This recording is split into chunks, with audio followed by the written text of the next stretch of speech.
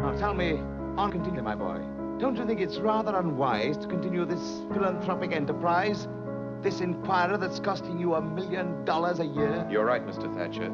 I did lose $1 million last year. I expect to lose $1 million this year. I expect to lose $1 million next year. You know, Mr. Thatcher, at the rate of $1 million a year, I'll have to close this place in 60 years.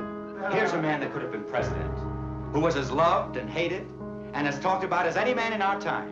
But when he comes to die, he's got something on his mind called Rosebud. Now, what does that mean? If we could find out what he meant by his last words as he was dying. That Rosebud, huh? Maybe some girl. Maybe that was something he lost. Mr. Kane was a man who lost almost everything he had. The working man! The working man! And the slum child know they can expect my best efforts in their interests.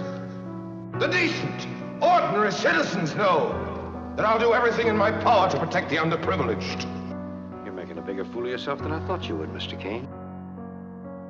He is today what he has always been, and always will be, a fascist. You don't know what it means to know that people that a whole audience just doesn't want you. Whatever I do because I love you. You don't love me.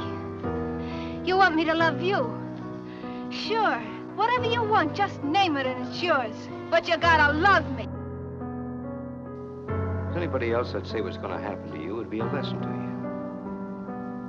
Only you're going to need more than one lesson.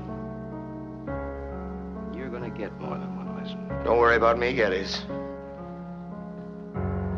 Don't worry about me! I'm Charles Foster Kane!